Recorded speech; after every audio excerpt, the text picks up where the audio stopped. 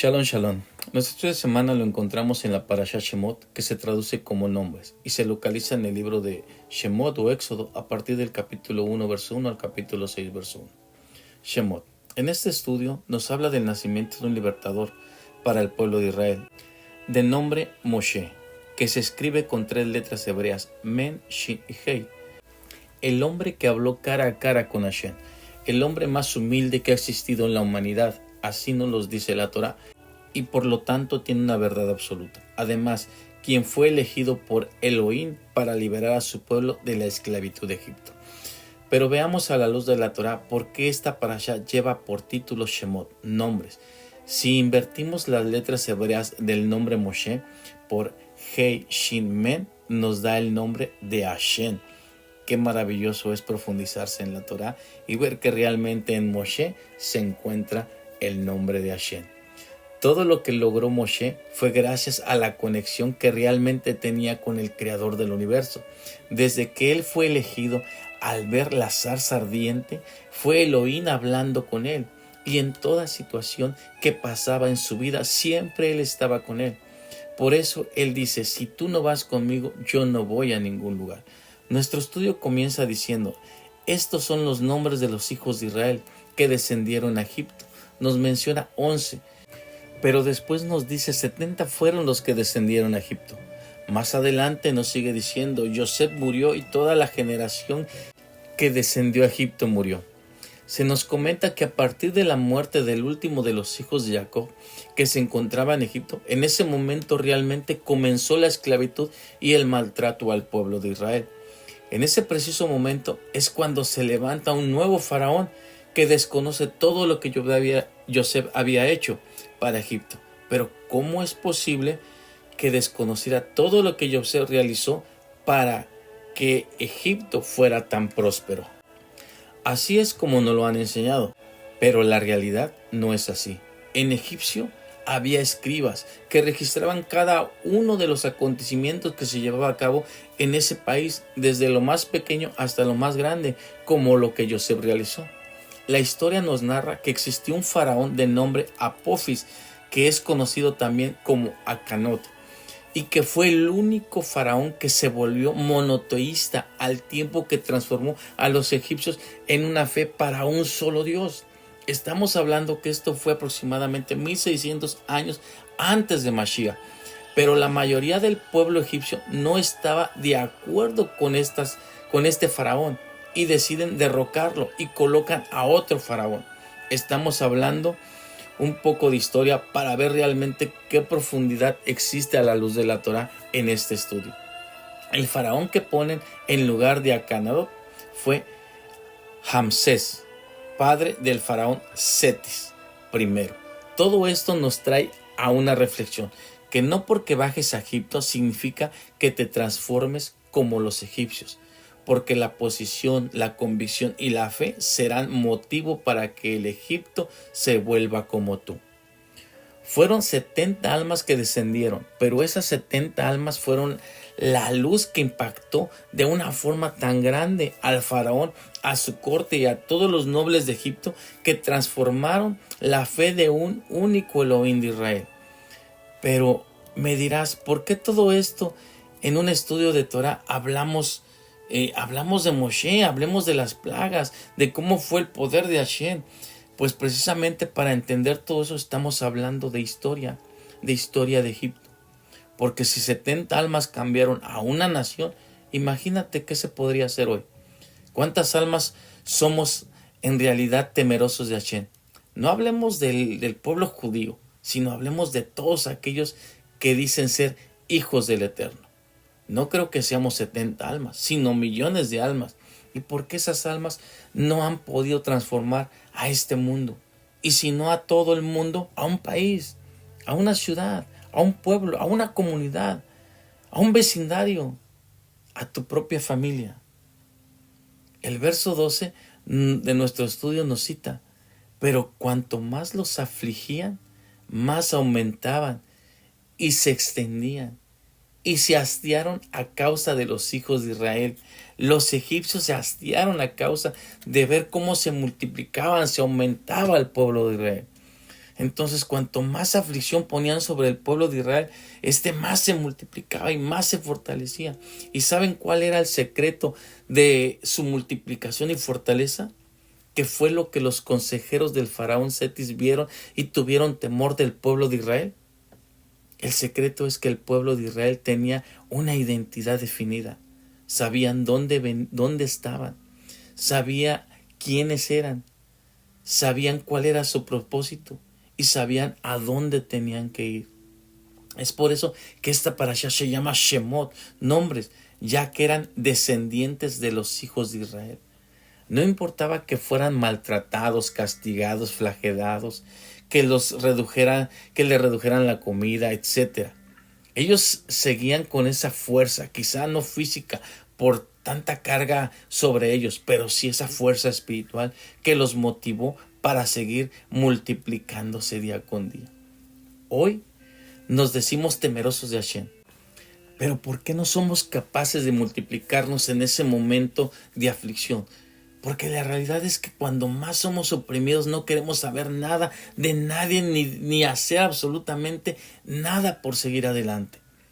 Esa es la estrategia del enemigo: afligirte, esclavizarte, ponerte cargas de trabajo y maltratarte para que no salgas de ese lugar. En este tiempo la gente no supera este tipo de situaciones y no tiene una identidad definida. Es por eso que no saben cuál es el propósito y hacia dónde tienen que ir. Esa es la diferencia de ser y pertenecer al pueblo de Israel. Porque ellos sabían quiénes eran, qué hacían, cuál era su propósito y que su destino era la tierra de Canaán, la tierra prometida. Pero si nosotros decimos saber quiénes somos y cuál es el propósito de Hashem en nuestras vidas, ¿por qué entonces no podemos multiplicarnos como tenemos que hacerlo, aun cuando la aflicción o el problema llegue a nuestra vida? ¿Sabes por qué? Por temor. Es arma que usa el enemigo en tu vida, porque tus acciones no son las mismas que tus palabras. Quizás has cometido errores y los que te rodean se han dado cuenta de estos errores. Y cuando tú quieres multiplicarte no puedes porque nadie cree, ya que predicas de lo que no haces. Debemos reconocer nuestros errores y dejar de cometerlos. Si realmente tenemos identidad de hijos de Elohim, tenemos que permanecer firmes. Si caímos, levantarnos y no volver a caer en ese mismo lugar. Quizá existan otras caídas, pero no pueden ser en el mismo lugar, las mismas caídas. La Torá nos dice: conocerás la verdad y la verdad nos hará libres. Si realmente nos decimos conocedores de la palabra de Hashem, ¿por qué aún seguimos siendo esclavos del pecado y volvemos a cometer los mismos errores? Porque realmente no conocemos la verdad que nos hace libres. Si tú quieres multiplicarte e incrementarte en el momento de la aflicción, tienes que tener una identidad definida. Esa identidad que te ha puesto el Mashiach Yeshua en tu vida, que no te importará cada situación de aflicción en tu vida. En ese momento vas a hastiar a esa persona que quiere verte derrotada y esclavizado. Pero no podrás llegar a multiplicarte y fortalecerse si antes espiritualmente no has definido quién eres y hacia dónde vas. La mayoría del pueblo de Elohim hoy en día no sabe qué rumbo tomar y dónde tiene que llegar. ¿Sabes que el descender a Egipto, caer en la esclavitud o pasar por el desierto no es el fin? Es el lugar donde por medio de la aflicción podamos incrementar y fortalecernos en lo espiritual y retomar el rumbo correcto para cumplir el propósito de Hashem. ¿Sabes que por el simple hecho de ser hijo de Elohim existe una promesa para ti? Esto provocará envidia, celos, porque te conviertes en una amenaza para el enemigo y él lo único que quiere es destruirte. Pero, ¿sabes por qué? Mientras el pueblo de Israel estaba esclavizado, el imperio egipcio más se enriquecía, más prosperaba. Y esto mismo es lo que quería el enemigo: esclavizarte para que él pueda usar tus dones para su beneficio personal. Este estudio tiene 3 puntos muy importantes que no sé si ya los conoces o te los han enseñado. La hija del faraón de nombre Genudmir que después pasa a llamarse Batia porque se convierte al Elohim de Israel. Ella queda estéril sin poder tener hijos, y en ese momento su padre emitió un decreto que todo varón de hasta 1 año de edad tenían que ser sacrificados en las aguas del Nilo. En ese decreto nace Moshe, hijo de Jocabed y Amram, de la dinastía de Leví. Sabemos la historia de lo que pasó con Moshe después de que fue colocado en una canasta en juncos en el río Nilo, que llegó hasta el lugar donde Batia se encontraba. Según se nos ha dicho que ella descendió al Nilo para bañarse en él, pero la realidad es que no fue así, ya que el Nilo no era un lugar muy higiénico como para que una princesa pudiera darse un baño. El Midrash nos dice que ella bajó a las aguas del Nilo para hacer su tevilá. Sí, para sumergirse en las aguas, ya que ella había creído en el Elohim del pueblo de Israel. Y fue en ese momento que ella tomó a Moshe y lo llevó a palacio para crearlo como príncipe de Egipto.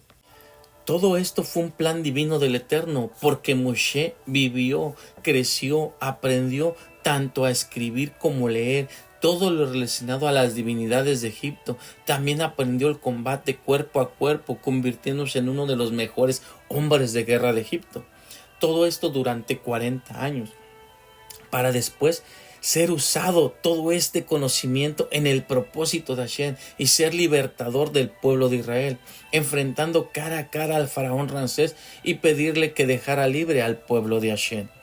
Segundo punto, Moshe fue creado en el palacio como príncipe de Egipto, fue educado y enseñado a ser superior a los demás, pertenecía a la familia real, tenía privilegios de comida, de vestimenta, de joyas y más. Pero cuando él tiene que salir huyendo del palacio por haber matado a un oficial egipcio, él tuvo que dejar varias cosas que él tenía. Por eso cuando llega al pozo de Madián, él aún vestía como Egipto. Y es como lo identifican las hijas de Yetro, que el que las ayudó fue un egipcio.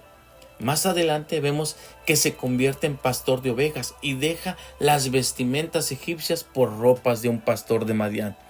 Pero después vemos cuando sube a la montaña para buscar esa oveja y ve una zarza ardiendo donde Elohim le habla.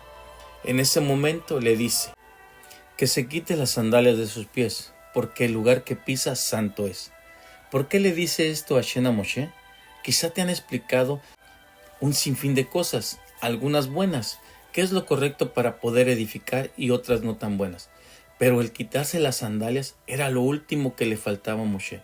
Quitarse de esas vestimentas egipcias. Él se había desprendido de todo, menos de las sandalias. Sabemos que el faraón se consideraba un dios rey, y por ese motivo toda su familia y la corte real tenía que portar la marca del dios rey. Y esta marca eran unas sandalias que en la parte de arriba tenían dos tipos como botones o bolitas que representaban los ojos de Ra.